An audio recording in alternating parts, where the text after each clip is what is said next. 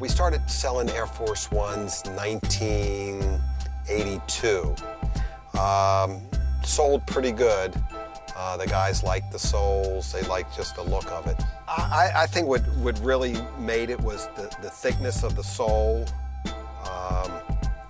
the strap, they liked the word Air on it, just the beefiness, that's the look that they wanted. It was a nice, basic looking shoe, not too many colors. If you had the Air Force One, you were the SHIT. Back then in '82, shoes had what they called a run. Shoes would come out, be out for a certain amount of time, and they'd go away. Kids in Baltimore, in particular, at that point in time, after the Air Force One had its initial run, were still coming to the stores like, yo, can I get them ones? Can I get those Air Force Ones? 3 retailers known as the Three Amigos picked up on that, had meetings with Nike and was like, look, why don't you bring back this shoe? You had Charlie Rudo's Sports, Downtown Locker Room, and Cinderella Shoes. It was Harold Rudo and myself who came up with this idea of, resurrecting the Air Force One. We had a meeting and I told him I wanted to bring in some Air Force Ones, what would it take to do it? They thought we were fucking crazy.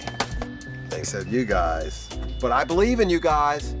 If you guys are crazy enough to ask for it, we're crazy enough to make it for it.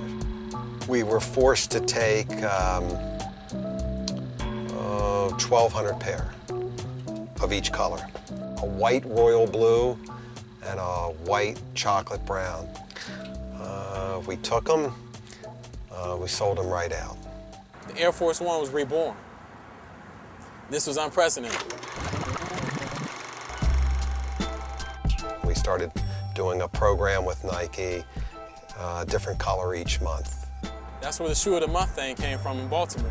Kids were fiending for this shoe every month, coming there buying every different colorway they could get. They would come up to me, hey Paul, you think you can make a sky blue? Yeah, we have that already in the works. That took it to another level. This is something that had never been done before. Back then, you had almost an internet between New York, Philadelphia, Baltimore. You had the I-95 corridor, the I-95 freeway expressway linked these 3 cities. Next thing you know, cats in Philadelphia and New York are getting informed about what's going on in Baltimore and vice versa. When we found out where they were, we went.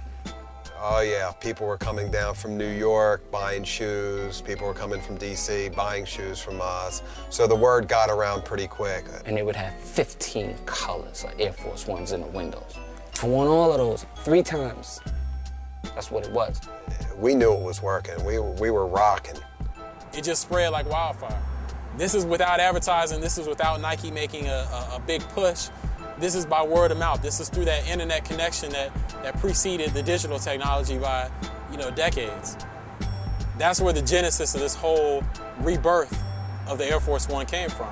You never know. Sometimes you just can't figure it out. It's like being in Las Vegas and you have the dice in your hand and you're rolling it. You just don't know.